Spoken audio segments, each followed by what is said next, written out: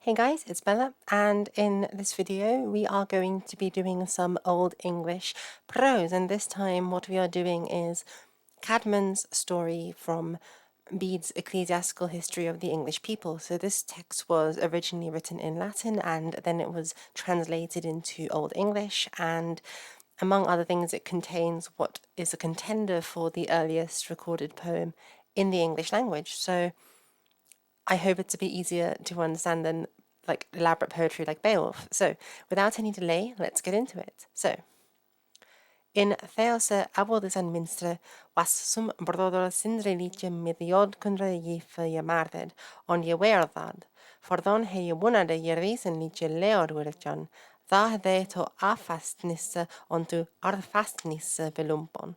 Swa thatis swa what swa he of God kundum stalvum durch bokkeras je lernade, that he after mid mitchlum vatje in shopjerearde mit tha mastan sweatnisse und inbrednisse je langde on in English rearde well je worcht forthbrochte. So, let's break this down, up to each comma, I guess. So, in this, in the midst of this abyss, there was some brother uniquely with God-given gift, sort of exalted and worthied. So that's not too difficult. Forthon he wonade yervisen leor because he continued fittingly to create poetry, leoth. Tha de to affestnisse on to arfastnisse belumpon. Poems which to devotion and to honour pertained. So, poems which talked about devotion and honour. Swa thates, swa what, swa he of godkunnum stalvum through bokkra ze learnode, that he after med mitchlum vatje in shopjerdearde mit the massens witnesse on inbrednisse je langde. So, that song, which he afterwards, with a lot of time, into poetry with the greatest sweetness and appropriateness, he laid it. So he laid that. So he yeglangede that. So he laid that afterwards, med mitchum fache with much devotion, with much time I should say, in shopjererde in poetry, mit the mastens witnesse on inbrednisse, with the greatest sweetness and appropriateness. On in English the well je worcht fortbrachte, and in the English language brought it forth well made. Side note, I guess, to insert a little bit of politics into this, because I do politics in my Beowulf streams and we need to include something here, the debate over whether we should call the period and the language that this story comes from Old English or Anglo-Saxon. History with Hilbert is misleading when he describes how common the term Anglo-Saxon was at the time. It was not very common, and English was much more commonly used for the people, as we can see in this word English. They're referring to their own language as the English tongue, not the Saxon tongue or anything like this. So, on to the next sentence. And as with all of these sentences, when I go into a new one, feel free to pause the video and have a go at translating it on your own, and then you can listen back and hear how well you did. Und for his leotsånger monigre mod oft to worlde forhognisse und to jetheornisse, thas helfen liche liefes on barnde waron. So, and due to, for his songs, his folk songs, leotsånger, monire monna, of many men, the mind, mod, oft to worlde forhognisse, often to contempt of the world, und to jetheornisse, and to communion, thas helfenliche liefers of the heavenly life, on barnde waron, they were inflamed. So this means, and the mind of many men were often inflamed because of his folk songs, to contempt of the world and to communion of the heavenly life. So the syntax is a bit complicated, but I hope it's intelligible. So as usual, take a pause and translate it on your own.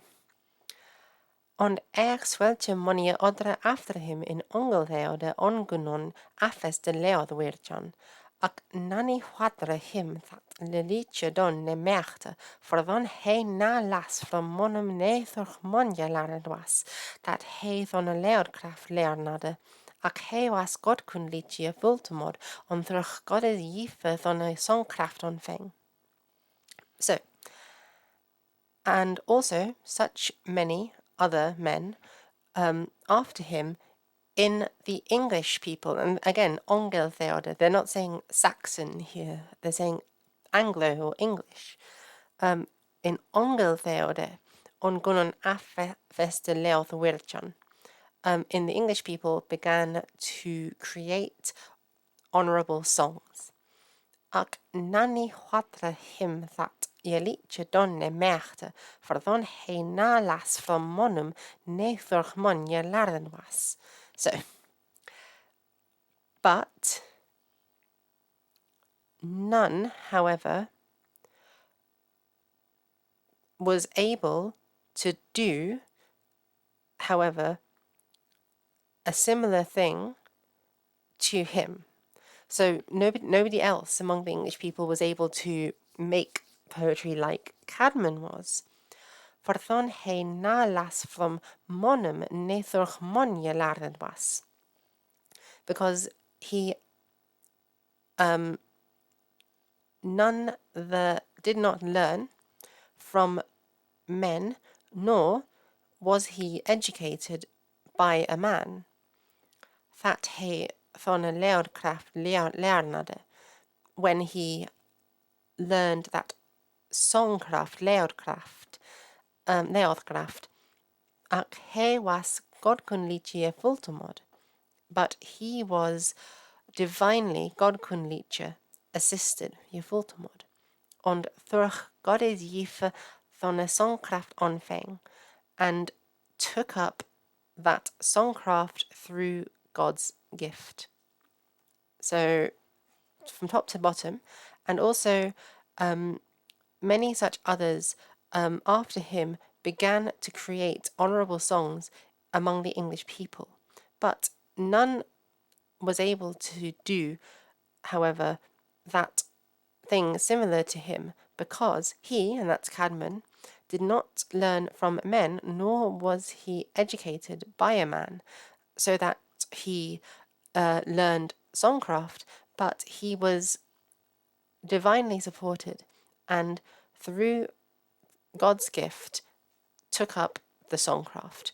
So it's really complicated syntax here, in part because, like with most Old English literature, they're translating from a Latin original, so it's not so idiomatic to Old English, as in to the people who inhabited it in medieval England at the time, but hopefully it still makes sense to you guys. So as usual, take a pause and translate this on your own. Und hei for dan nafre noch leasunge ne idles leathes wilcha ne merte, ac efne tha an tha theto afasnisse belumpon, und hista afestantungan jedelfnan de singan. So, and he therefore could not work nothing of, or therefore he could not work anything of falseness or of an idle song, but always those things alone which to holiness belonged. So Cadmon could not make any songs that were about falseness or frivolity, but he could only make songs pertaining to honor. Und hista afastantungan yet delfanad singan. So, and the things which were belonged and the things which were appropriate for his honorable tongue to sing, I think is what this is, because this, I believe, is or maybe this is actually plural. Belonged. No, actually, I don't know. I think this I'm not certain about this actually. It could be which belonged to honourable tongues to sing, or it could be the things which were appropriate for pious tongues to sing. But the general sense we still get from this. I need to double check my meanings on this. So, from top to bottom, it's and he therefore could never work anything of lying or of an idle song, but he always could make those songs alone which pertained to honourable to honour and which were suitable for pious tongue for his pious tongue to sing. So there we go. Oh yes, I think this is what it is. Yeah, because the Judeo is actually part of that, so it's the neuter plural. So the things which were appropriate that his honourable tongue sing. So there we go. Right, as usual, take a pause and translate this on your own if you want to. So, was he Cædmon in wereld hadde gesettet, og that tide the he was je lieferde ilde, und nafre nani leode lernande. So, he was the man in worldhood, wereld hadde gesetted, set. So, he, the man, was set in worldhood, until the time of that tide, the he was je lieferde ilde, he was of advanced age, und nafre nani leod lernade, and never learned any song. Because as we're going to see, this is a thing that was very common for early medieval English nobility at the time. They would all learn how to perform poetry, especially, and to play it on the harp, and that's what this story is about. So, not too difficult to understand, I hope. Again, take a pause and translate this on your own. I should probably stop saying that every single time because there's lots of slides in this video. Und hei forðon often je bearshippe thonne thar was blise intinga je demid, that heo eile sjeldon thurch endebridnisse be herpan singan, thonne hei je seach tha herpan himne lealachan, thonne eras hei for skomme from them simble und ham eode to his husse. So, and therefore he often in the beer hall, and sorry, not in the beer hall, it's got the word beership, the beer ship, but it's the fellowship basically. So he therefore often in the fellowship when the business of happiness, of bliss, or the business of bliss was there ordained so that they all should, through duty endebrednisse, beherpan singan, to sing with the harp. Beherpan is like by the harp, basically. Thonne, so that's when it came when this came about. Thonne heie seach va herpan him neerlechan, when he saw the harp him to approach. So Faherpan is a singular accusative, and with the infinitive it means the harp approached to him. So when he saw that the harp was approaching him, Thon eras he forskomme from them simble, then arose he for shame from the group, and ham erde to his husse, and went home to his house. So that's also why actually I have this this pretty picture, which is taken from a early medieval English calendar, I believe, one of the illuminated calendars. You can access the manuscripts on the British Library, on the British Library's digitized website. It's quite pretty, because this is the kind of feast that Cadmon would have been dining at, presumably. You can see them sitting with their drinks, and they've got their spears. It's all very, very fancy. So, from start to finish, and therefore he often was in the fellowship when the business of bliss was ordained there, that they all had to sing at the harp through duty, out of duty.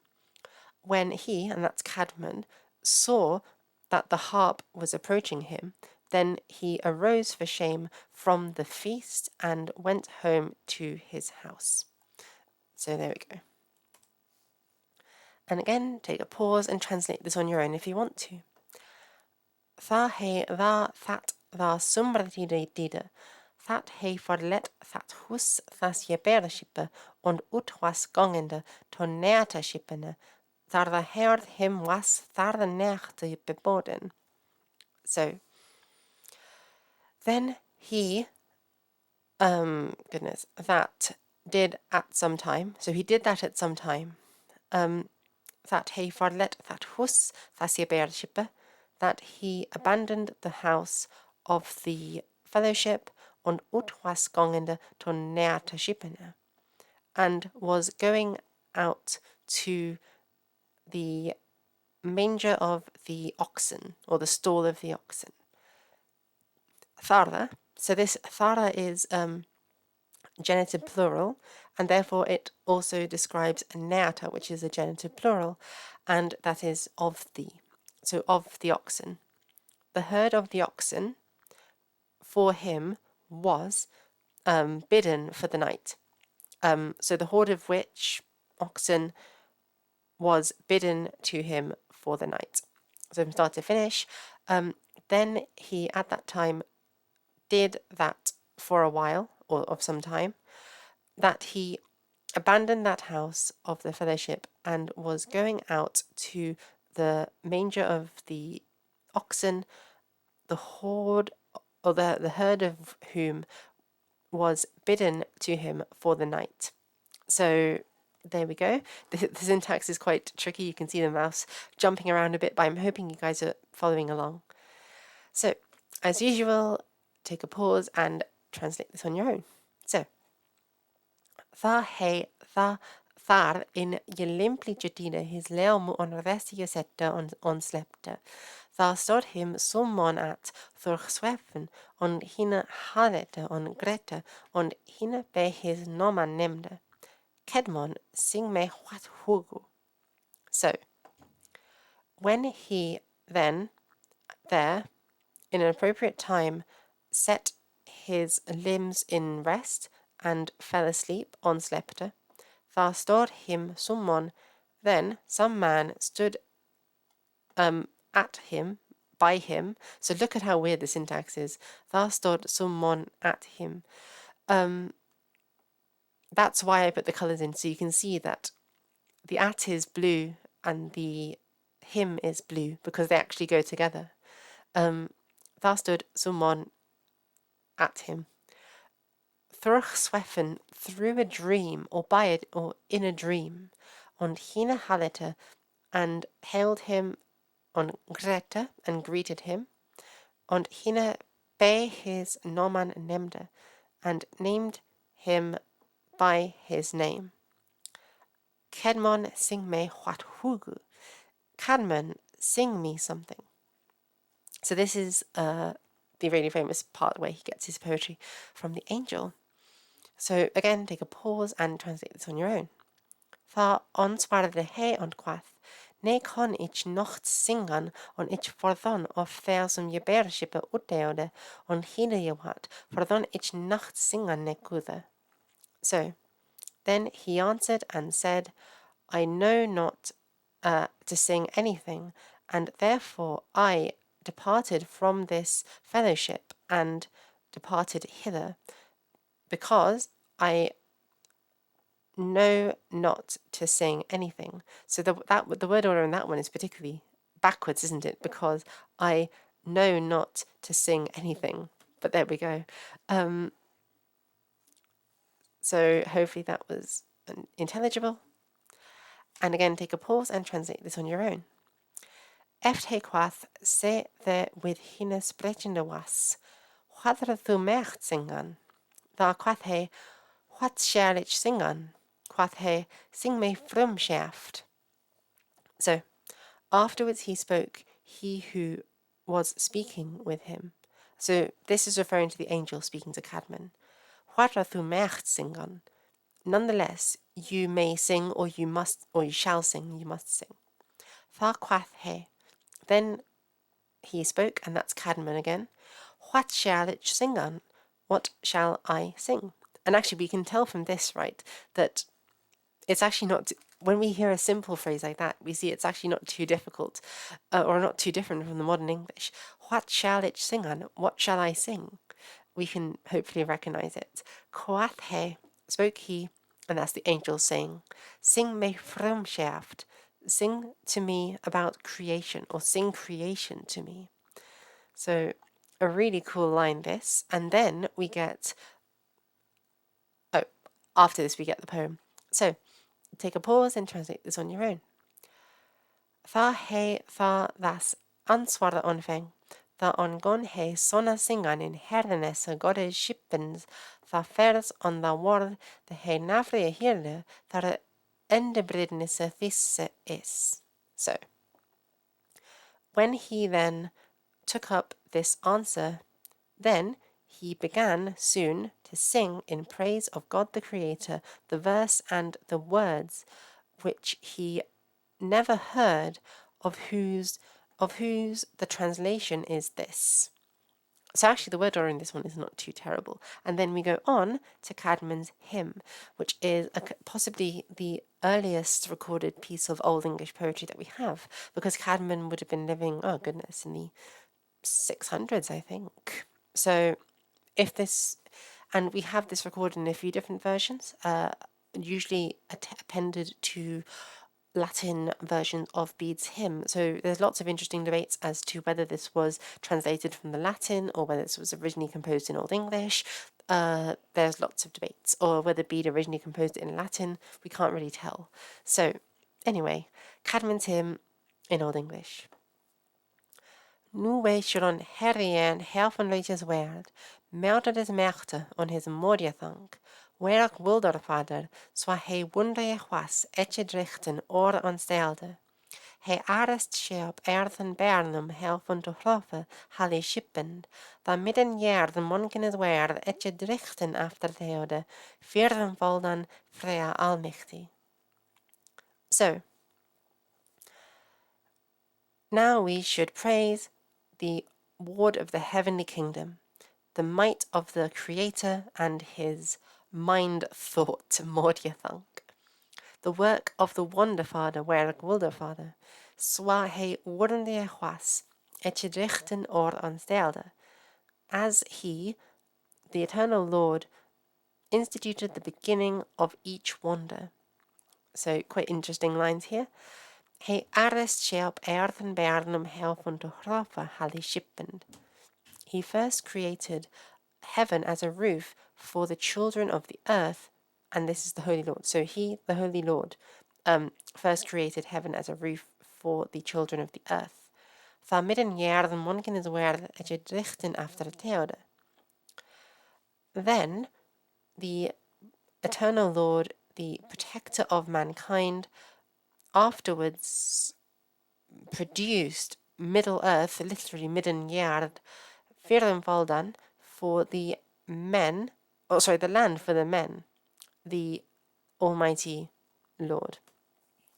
So, so this Tharmidden Yard and the Foldan are basically repeating themselves, because the Middle Earth is the land that was created. Old English poetry does this quite a lot. You might also notice the repetition of etchedrichten between those two lines. It's quite common in Old English poetry. So there you guys go. That is possibly the earliest bit of poetry that we have surviving in the English language, which I think is quite cool. And I talk more about it in my video, The Earliest Poems from Britain, which you can have a look at. So, as usual, take a pause and feel free to translate this on your own. So, Tha arras he from them slappe, and tha the he slappende song, faste in je minde hafte, and tham wordum sonne money word in that iltje met, gode with the song is to je theode. So, then he arose from that sleep, and all the things which he sang while sleeping, so literally which he sleeping sung, firmly in memory he had.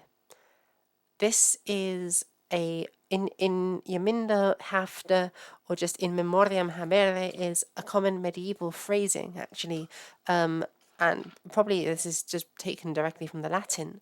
In memoria habere or in memoria tenere, and it's literally to have in the memory, and whereas we in the modern day we might say to remember.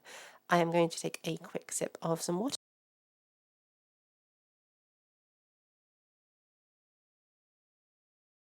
because I'm recording this live. And like most of my videos, I'm just recording it all in one take and putting it out there. This is meant to be a replacement for a class. So let us move on.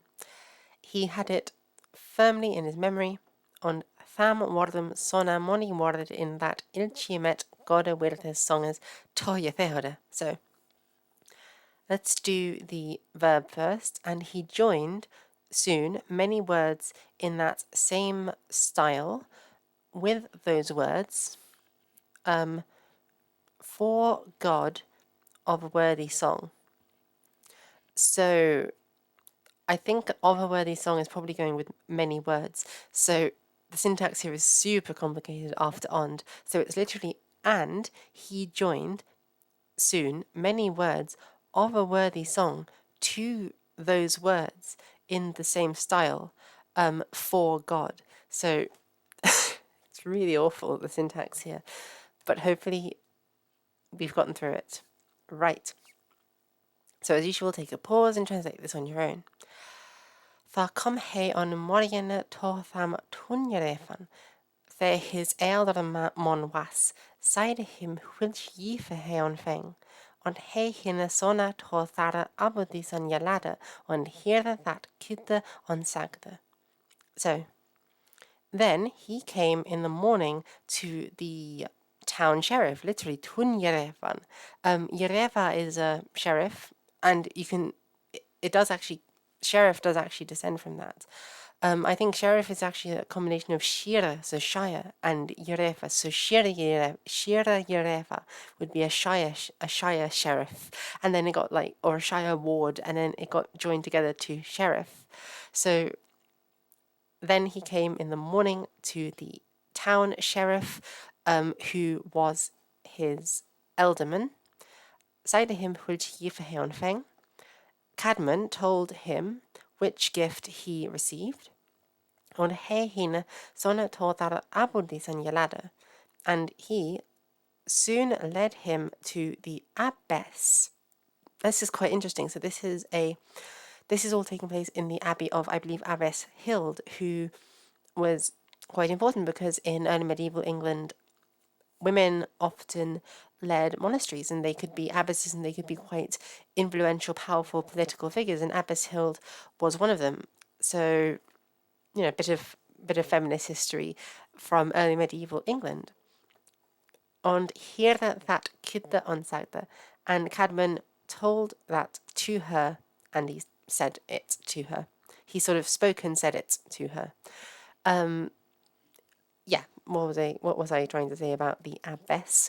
Yeah, I just think it's pretty cool that so you could have abbesses in charge of joint monasteries. So you could have abbesses ruling over monastic communities of men and women at this time. So it was one of the rare periods in medieval English history where women could hold power over men in society. So extremely interesting stuff. Right. Again, take a pause and read it through it on your own. So, Tha hecht heil je somnian eile tha je lærdes dan men, und tha lerneras und him ondwerdum het setjan, that sweven on that leoth singan. That eilre herde domme je gorden waarde, what o the honon that kumen waarde. So, then she commanded that all the most learned men be gathered, Jesomnian, und the lerneras, and the teachers. So she commanded that all of the most learned men and the teachers be gathered. This is another one of those, you have the accusative and an infinitive. Oops, and it's meaning that they infinitive. Und him onwerdum, and in front of them, het Cædmon, she commanded to be told, that Cædmon, she commanded that vision or that dream to be told, on that leod singon, and that song to be sung. So there's a couple of things we could do with this. So we could read this as she ordered him to say that dream and to sing that song, and we could translate onwerdum as to those in front. That's a possibility. We could also translate this as she ordered the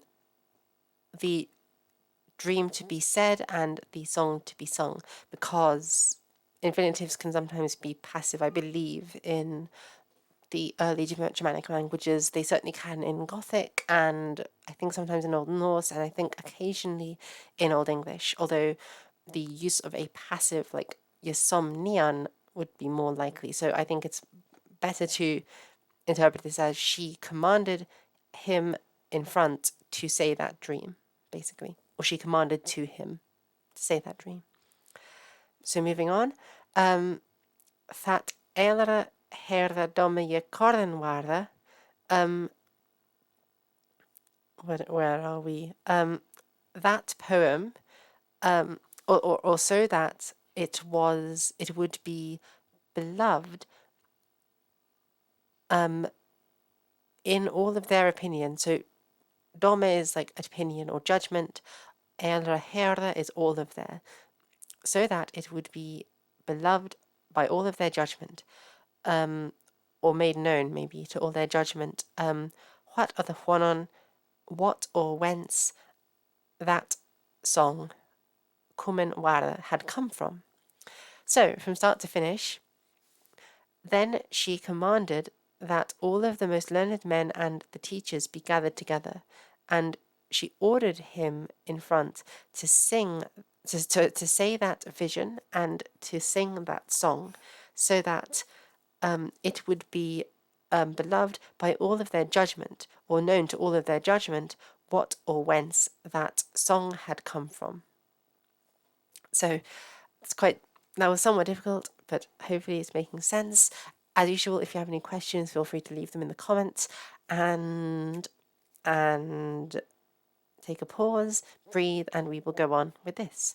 So, tha was him elem jeseien, swa hit was, that him ware from drichte silvum helfannig juf vergeven.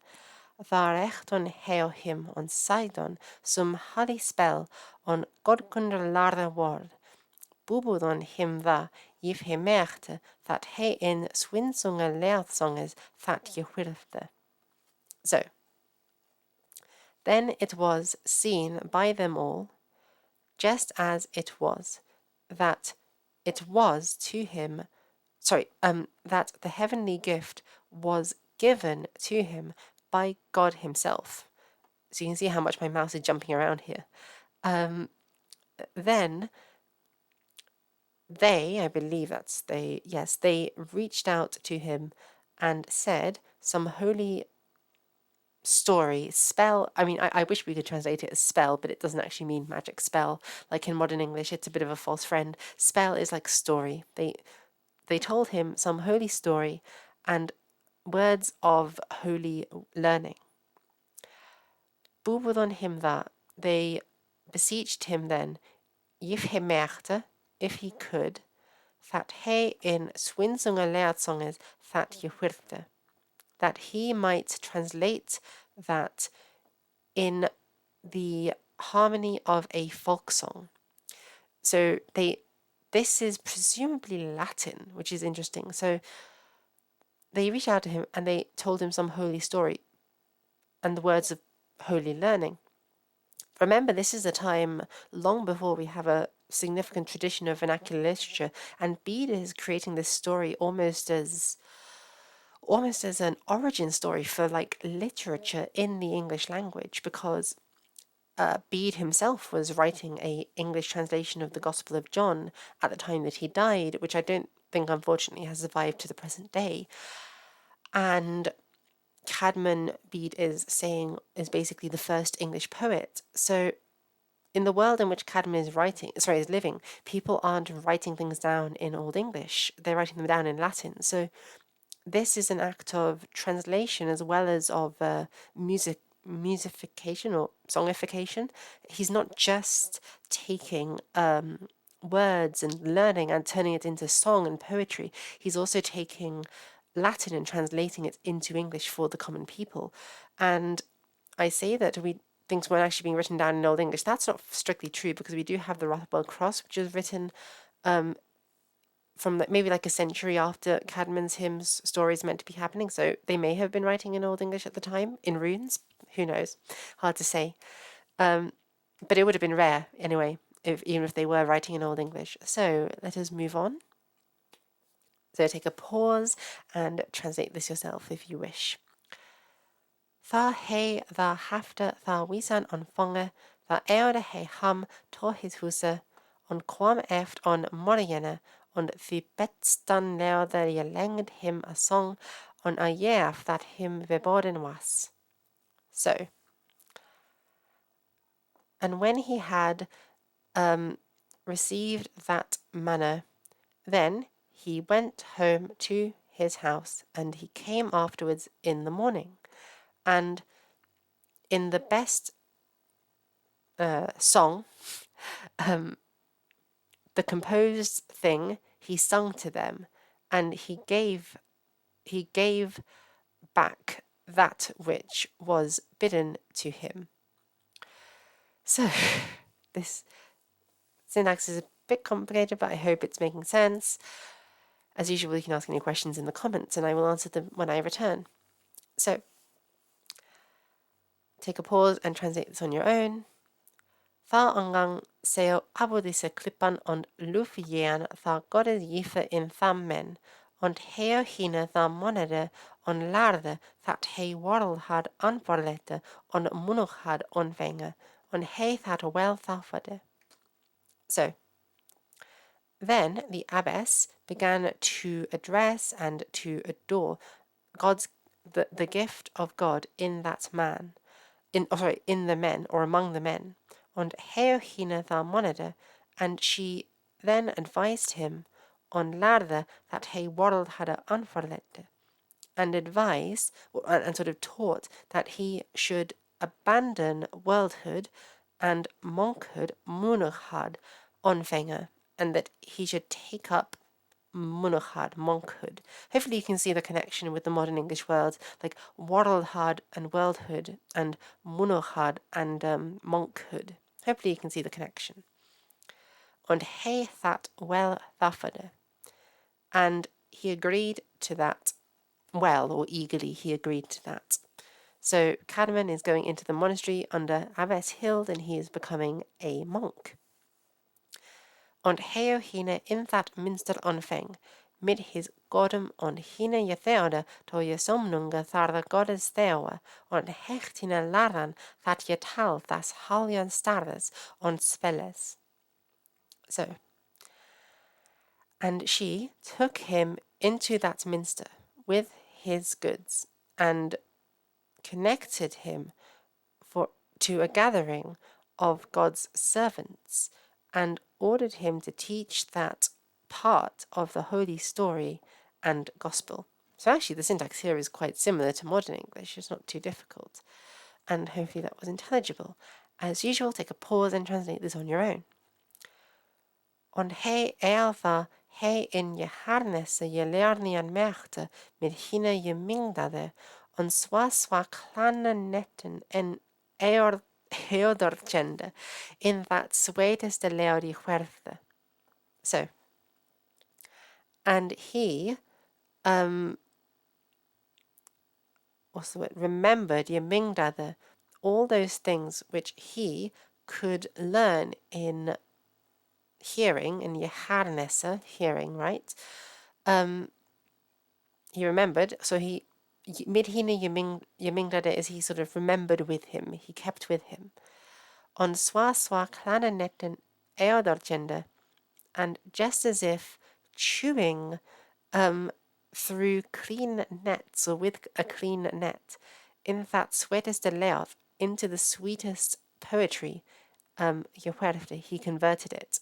So from start to finish, and he kept with him all those things which he could learn in hearing, and just as if he was chewing with a clean net, he converted it into the sweetest poetry. So Cadmon is in this monastery serving under Abbess Hild. He is hearing things by ear, and he is translating it into very beautiful poetry, and he's demonstrating his ability and capacity for religious learning this way. This is a common trope in saints' lives, that the saints are very good at their spiritual education. It's a sign of their God-given powers, so to speak. So I am going to take a sip of water, take a pause, and translate this passage on your own if you want to, and then we will get right back onto it.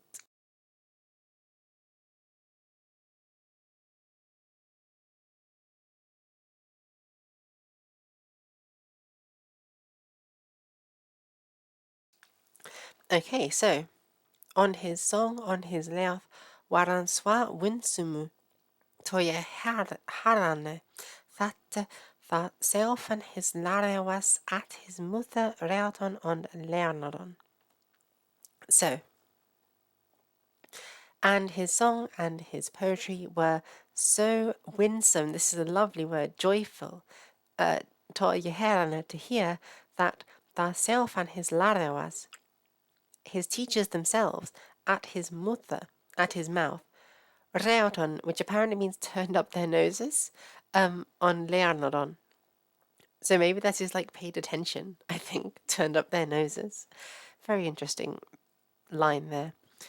Right, so yeah, I arranged this text by sentences, and it's literally like until you get to the full stop, and this is a long ass sentence, but it's literally just like a list of things, so that's why. So hopefully it won't be too difficult to go through.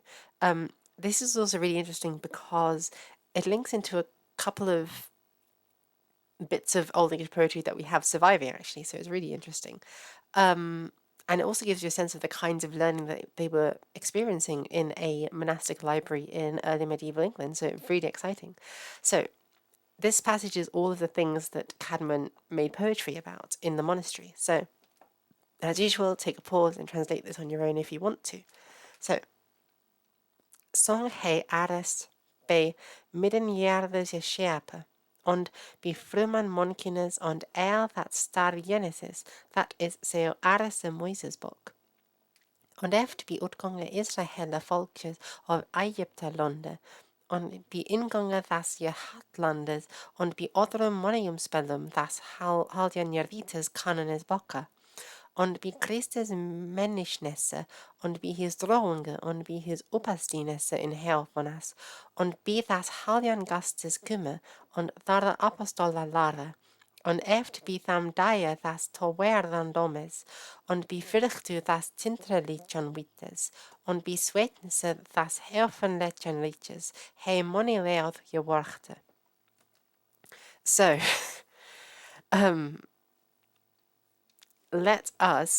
we'll do the up to this comma first, because it's a simple unit. So first he sung about the shaping, Yesherpa, of Middle Earth, Midden Yardes. So first he sung about Middle Earth's shaping, and Bifruman Monkines, about the origin of mankind, on that star Genesis, and the whole story of Genesis. That is so Aras de Moises book. That is the first book of Moses. So that's the first bit up to this Moises book. And actually after that, I think it's actually better to go all the way down to the bottom. He moni leod geworchte.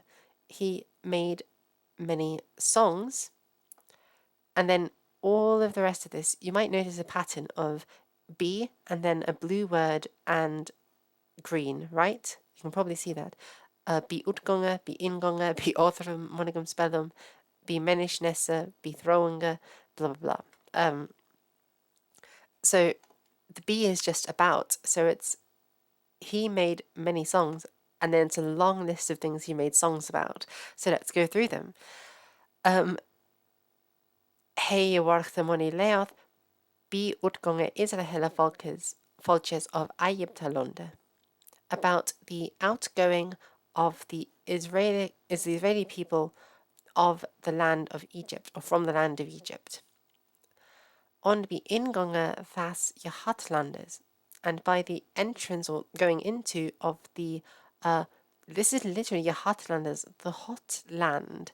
But I glossed it here as their entrance into Ethiopia or their entrance into Land. So J.R.R. Tolkien, one of the very few academic papers that he actually published was in the journal Mediomevom, and it was in two parts, and it was about Land. He traced the philology of the word Sielwarda and looked at etymologically what it might mean and conceptually what this kind of creature was in early medieval England, because Tolkien was, of course, very interested in the kinds of mythical folk creatures that existed in early medieval English thought prior to Christianizations, and sometimes relics of these lasted even after Christianization.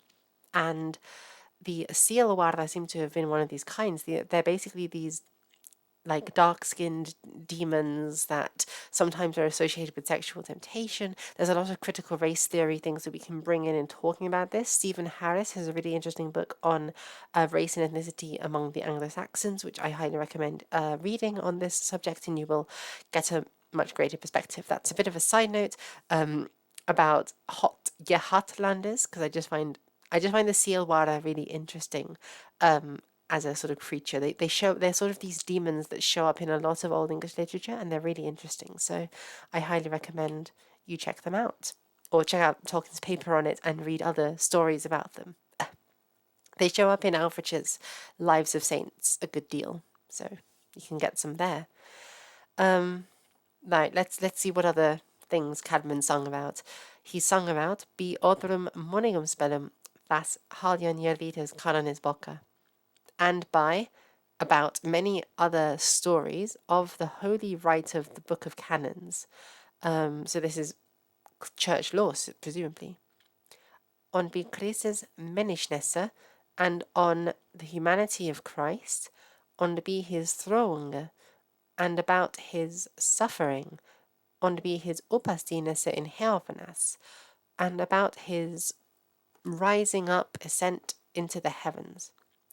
On be thas Halian Gastus Kümme, and about the coming of the Holy Ghost, on Thara Apostola Lara, and about the teaching of the apostles, on eft, and afterwards, or again, be tham dia thas toberan domes, about the day of the coming judgment, on be fyrchtu thas tintreri lichen wittes, and about the fright of the, this is really cool, torturous torment. Tintreia is a torture, and wheat is torment. So of the torturous torment, of terror of the torturous torment, he wrote songs. So that's really cool. On be sweetnesse das her von lichen liches hei moni leoth jeworthe.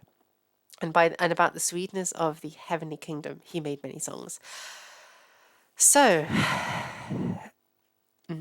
where to begin?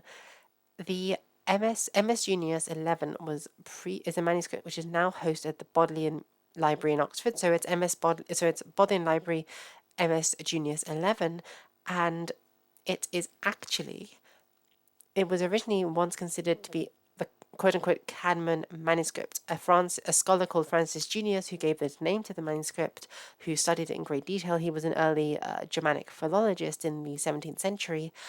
He actually thought that the Old English poems which are preserved in MS Junius 11, which include the Old English Exodus and the Old English Genesis and the poem Christ and Satan, which I'm actually about to record another video about, is about the poem Christ and Satan. Junius, the scholar Francis Junius, actually thought, because of this story, that these poems were originally the ones written by Cadmon himself, which is really cool, because the story of the exiting of the Israeli people from Egypt, that we have a poem for that in Old English. We have a poem that started Genesis. We have a story of Genesis in Old English.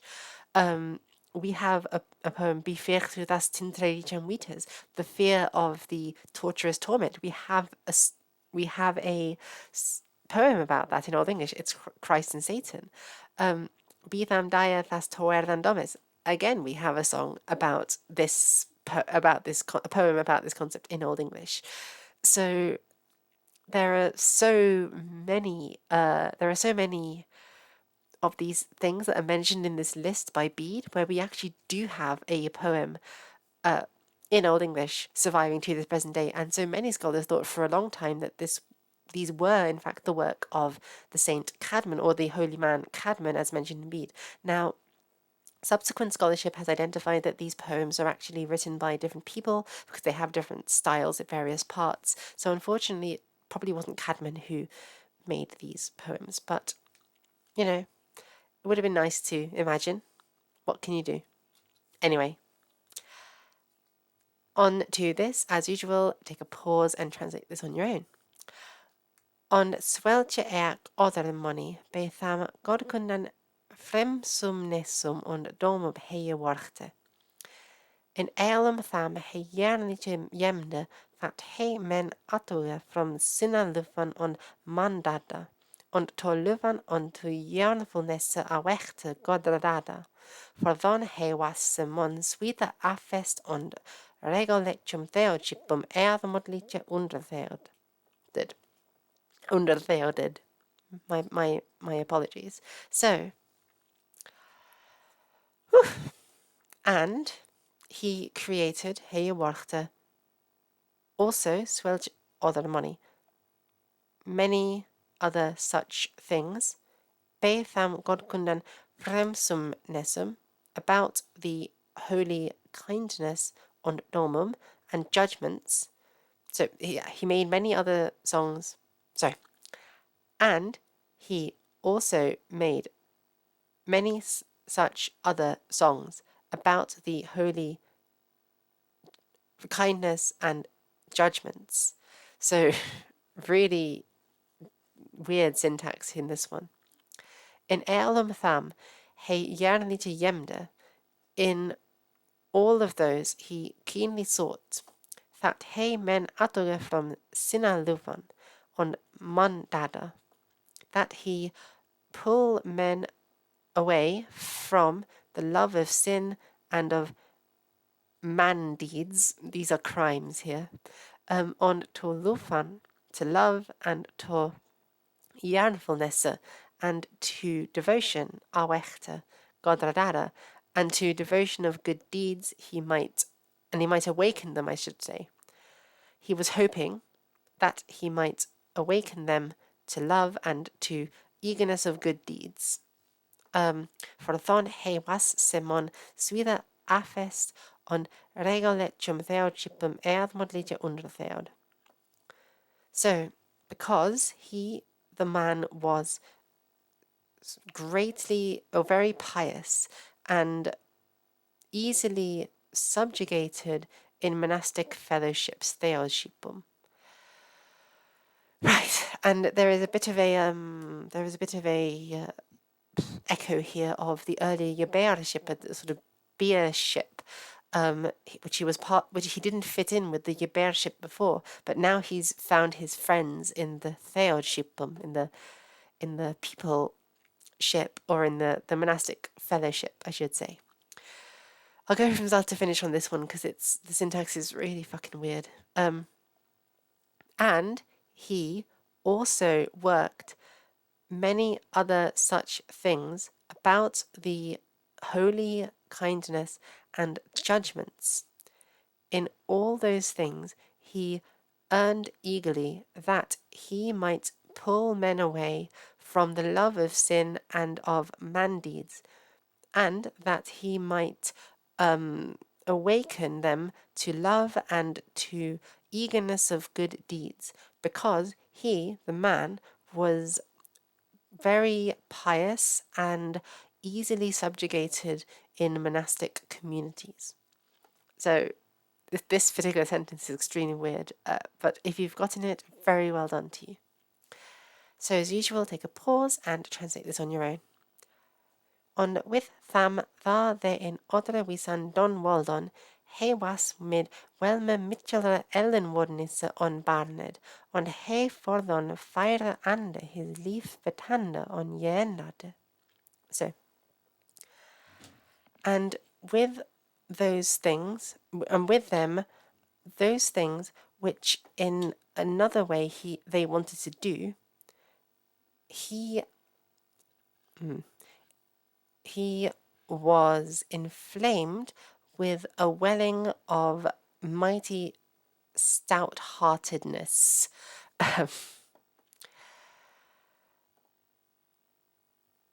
Yeah. And he, therefore,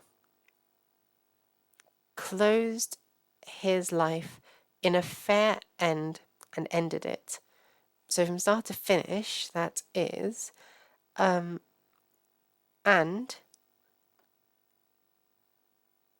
with those men who wished to act in another way, he, and that's referring to Cadmon, was inflamed with a welling of mighty stout-heartedness, and he therefore ended his or closed his life in a fair end, and he ended it.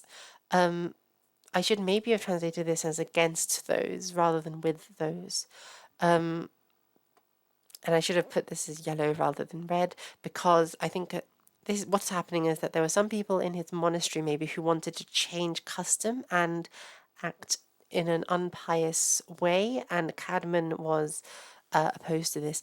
Bede, in his ecclesiastical history, writes about monks acting in ways that he regards as unholy, such as essentially using monasteries as places to house their disobedient family relatives and letting them seize up church properties as essentially noble private holdings. So perhaps what this poem is saying, or what this part of the story is saying, is that some of the monks in Caedmon's fellowship were starting to act that way, and he didn't want to remain in that kind of a community. So he, I don't want to say decided to end his life. He's not like committing suicide. It's just saints seem to have this kind of foreknowledge of their own death. They almost choose their own death. And I think it comes out of a psychological reaction to martyrdom stories of the 4th century, where they were telling stories about Christians being persecuted by pagan Roman emperors, and the saint choosing death, not even choosing death from, as in choosing to accept a death that's given onto them, but having some kind of knowledge about their own death when it's going to happen that even secular authorities who are trying to execute them can't know. I think that's kind of reclaiming some of the power of death from the pagans, which is part of the point of Christianity. So really interesting stuff. And for this one, take a second to pause and to translate it yourself if you want to, and I shall continue. Forðan þartíð neleachta his witnesse on forthborða, tha was he fairwer tanum dagum, arthat he was likomliche untrymnisse tritjed on heviad, hwarða toðon jemetliche that he elathatid merkte jespretjan je gongan. So, because then the time approached of his witness and of his departure. Then was he for 14 days before that, he was troubled and heavied, burdened with bodily sickness, likomliche Untrymnisse. Hwadere to thon jemetliche, oh sorry, this is lichomliche, I should say, lichomliche. I was pronouncing that wrong. He was lichomliche Untrymnisse thriched on heviad. He was troubled and burdened by bodily sickness. chwadre tothon je metlietje. That he that tid merkte je spretjan je gangen. Nonetheless, appropriately for that time, such that he could still both speak and walk all of the time. So what they're saying is up until that time that he fell sick, Cadmon could both speak and walk. So there we go. One thing I will say very quickly is that this trope of the saints becoming sick when the society around them becomes corrupt, of the saint's body functioning as a symptom of the community, as a thermometer for the community. That is something that is seen in a lot of saints' lives, including in the life of Saint Euphrosyne. So that's quite an interesting one to bear in mind. So, was daar in Neelweste ontrumre monahus. In tham herde there was that heo the untruman und tha the at fortfordre waardon in ladan sheldon und him thar at somne thanion. So the custom was there in the most recent house, so in the most newly built house for sick men. So this is quite interesting. In Neerwesse Hus Untrum Ramona, basically all of this is hospital, so in the hospital. And they're clearly like building new ones, so they're innovating and bringing new things into the world.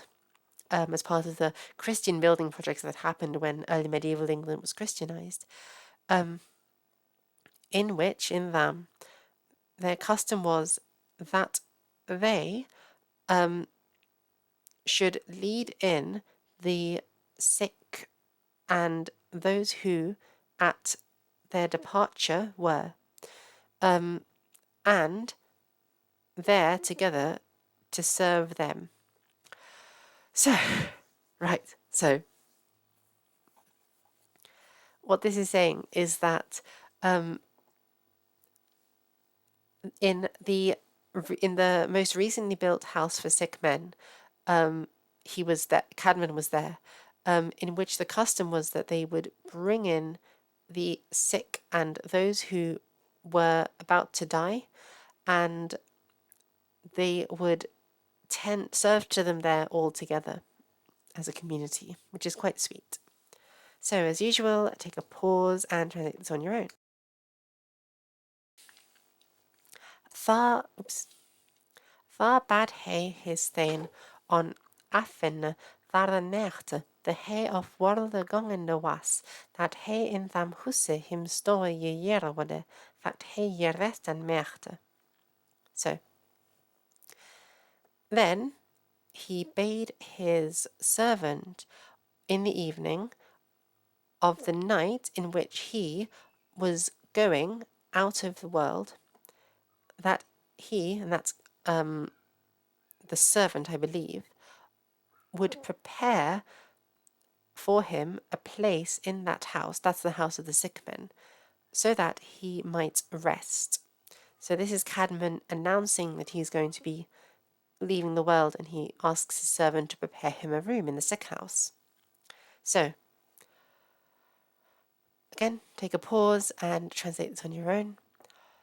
Tha wunderde se thane for Juan he fas bade, for thon him thuchte that his forth swan neach ne ware. Dina hwadre swa he quath on bebared. So, then the servant was amazed why he asked this.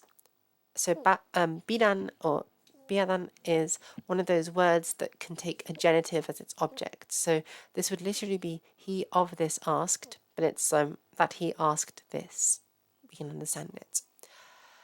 Fordan him thuchte that his forthverswanech ne ware, because it seemed to him that his departure was not so close.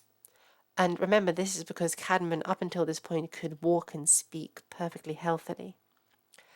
Dire hware swa he quath on bebared. However, he did just as he, and that's Cadmon, had sort of said and ordered. So the servant is a bit confused, but he's going to go and prepare a room for Cadmon in the sick house anyway. So take a pause and translate this on your own. Und mit them he var thar on reste eode, und he je feande modde sumo thing med him sprechende at gadre und glewiende was, the thar inne waron. Thar was over the middernacht that he freien hadder heo any hustel inne havdon. So, and with them he then went in rest, and he, speaking with an exulting mood. Sorry, and he was speaking some things with them in an exulting mood, and he was singing with those who were in there. Then it was past midnight of a middernacht that he frein, that he learns or he asks whether they had any Eucharist. This is a host, Hussel, within. So Hussel actually, it's a cognate with the Gothic word Hunsel, and it literally means like a sacrifice, because the Eucharist is meant to represent Christ's sacrifice for us. So I'll go from start to finish on this one because this is really difficult. Right. And he then went there in rest with those men, and he was speaking and singing some things with them together in an exulting mood, and was singing to those men who were there within. Then it was beyond midnight at the time in which he asked whether they had any Eucharist within. So whether they had a Eucharist in the sick house. Right, so take a pause and translate this on your own. Tha on svaran heo on quadon. Whilch there is they hustlsa nethene forth swan neach is. Nu thu thus rotliche und thus gladliche to us sprechende erd. Quath heft berath me husselto. So, then they answered and said, which need is there for you of a host? It is not so near to your departure. Now you thus cheerfully and so gladly are speaking to us. So they're saying that Cadmon is speaking so happily and he's singing, you can't be about to die. This is ridiculous. And this is that thing of having knowledge that the secular world, and this isn't even the secular world, but knowledge that less holy people don't have access to. Quath heft berath me husselto. He said again, bring a host to me. So bit weird syntax there, but hopefully that makes sense. So Cadmon's insisting that they bring him a host because he knows that he's about to die. So take a pause and translate on your own. Tha he hit tha on honda hafte, tha frein he, whether heo ele smalt mod, ond but on elem incan, believe that to him have done. This is quite interesting.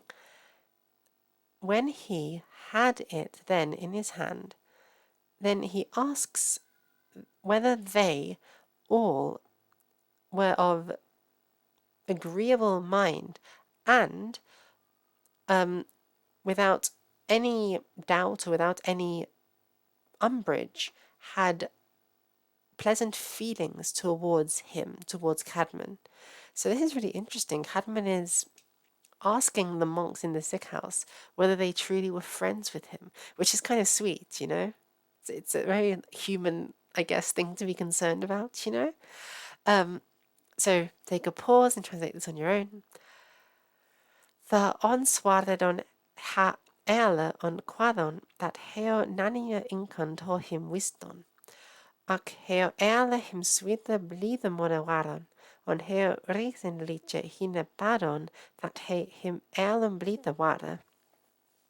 So then they all answered and said that they knew no ill will towards him, but they all were very happily minded towards him, and they mutually asked him that or whether he was happy with them all. So they're also concerned about the same things. So take a pause and translate this on your own. Tha on svarade he on quath, mina brother, mina tha leofan, ich eum swida blithe mod toi eo, on to eilem godes monum. So then he answered and said, my brothers, my dear ones, I am very happy with you all and with all of God's men. It's just really sweet. He's a happy monk. So take a pause and translate this on your own. Und he swa was hine getrimmende mit tha her von lechan weineste on him others liefes ingonge järwade. So, and he was strengthening himself thus with the, this is a really cool one, her von lechan weineste. So heavenly, waynester, it's basically way bread. Nest is bread and way is way or a path. So he was strengthening himself by taking the Eucharist, the host. On de ingong others liefes him, and prepared the entrance to the other life for him. So Cadmon is gaining strength from taking the crucifix, and he's preparing the entrance to heaven for himself. So take a pause and translate this yourself. Tha gat he freien hoe nech thar tide warde, thatte tha brod ervis an schulden, und Gottes lof raran, und Herre uchtzong singen. Tha ons warde dan heo, nis hit ferd todon, quath he, tela, wooten we well thar tide bidan. So, then he starts asking how near to the time it was that the brothers had to arise and